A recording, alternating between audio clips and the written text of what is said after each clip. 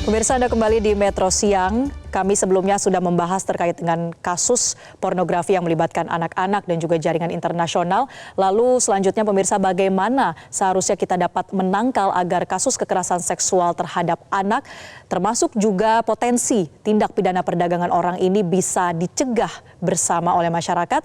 Kami akan membahasnya bersama dengan anggota Konsul Penyintas TPPO melalui sambungan Zoom. Sudah bergabung bersama kami Mbak Yuli, selamat siang. Selamat siang. Baik, Mbak Yuli, pertama saya mau minta tanggapan Anda dulu terkait dengan kasus yang baru diungkap oleh polisi ini, pornografi melibatkan anak.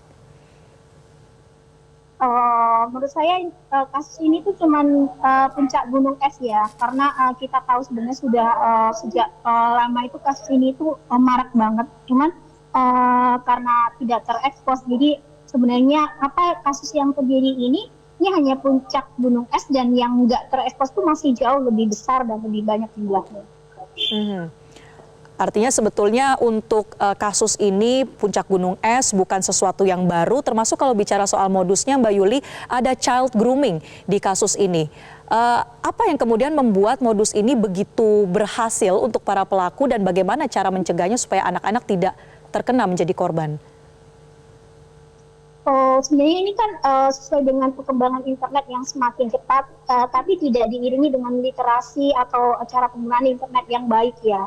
Jadi ada gap skill yang berbeda juga antara orang tua dan anak-anak, sehingga menimbulkan anak-anak yang udah melek gadget, tapi itu tidak diimbangi dengan orang tua juga yang ikut paham apa itu literasi digital ya. Jadi di sini ini yang membuat modus itu berkembang lebih banyak gitu. Kalau di dan usianya itu sudah perkembangannya itu seiring pesatnya internet ini, bukan hanya perempuan, laki-laki, dan segala usia juga gitu. Kemudian bagaimana dengan jumlah kasus? Sebetulnya kalau tadi Anda sebutkan ini hanya salah satu dari sekian banyak yang terekspos. Dalam beberapa waktu terakhir Anda menemukan ada peningkatankah terkait dengan tren kasus kekerasan seksual terhadap anak? Ya, itu bisa dilihat dari catatan terbaru dari Kemenkeu-PPA ya. Laporan terbaru di tahun 2023 itu ada peningkatan pesat 30% dari tahun sebelumnya, yang sebagian besar modusnya jelas pornografi digital gitu, dan korbannya adalah usia anak-anak.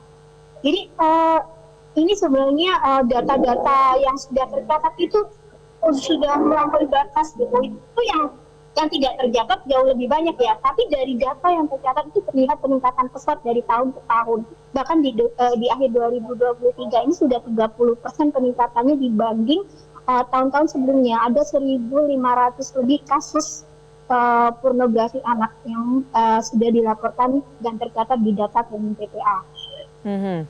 Ya, dalam kasus ini juga ternyata sudah melibatkan jaringan internasional, bukan hanya di dalam negeri saja, tapi juga sampai di Amerika Serikat ditangkap ada pelakunya.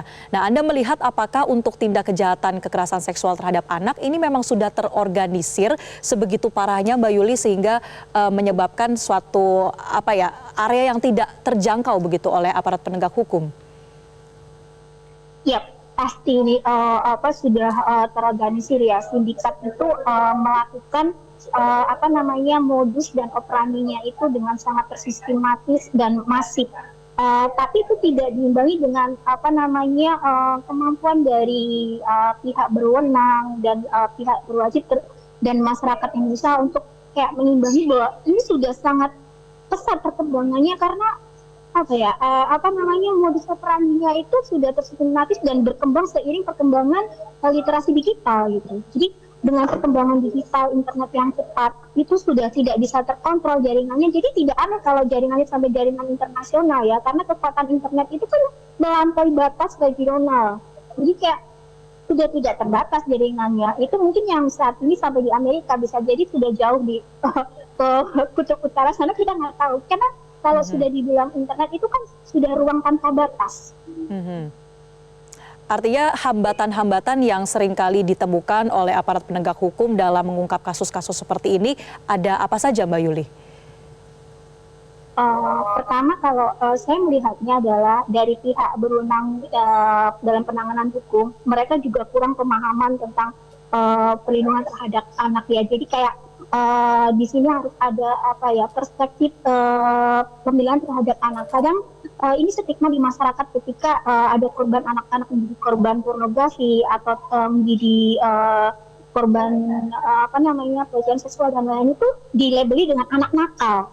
Jadi di sini harus dimulai dari pemahaman bahwa harus ada peningkatan pemahaman perspektif baik itu oleh pihak berwenang maupun masyarakat Indonesia bahwa di sini kita harus punya perspektif bahwa anak-anak itu terlepas dia dari keinginannya sendiri atau tidak itu sebenarnya tidak bisa dibilang itu keinginan mereka sendiri. Ada banyak hal yang memicu hal tersebut dan menjebak untuk terjadinya hal-hal yang tidak diinginkan tersebut.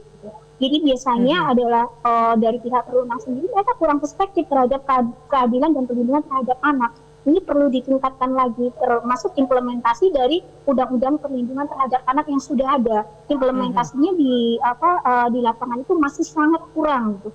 Dan juga perlu diimbangi dari pendidikan terhadap masyarakat sendiri. Perspektif itu justru membuat tingkat kejahatan semakin meningkat. Kalau perspektifnya udah salah, cara pandangnya udah salah, bahwa ketika anak-anak ini menjadi korban, kemudian dilabeli dengan anak nakal, anak tidak bisa diatur, itu udah di situ udah kayak secara tidak langsung mendukung peningkatan dari tindak kejahatan tersebut gitu.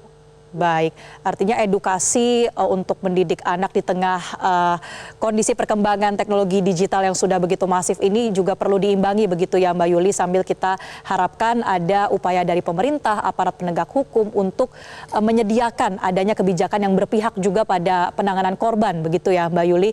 Terima kasih banyak Mbak Yuli Riswati, anggota Konsul Penyintas TPPO telah bergabung bersama kami di Metro Siang. Jelajahi cara baru mendapatkan informasi. Download Metro TV Extend sekarang.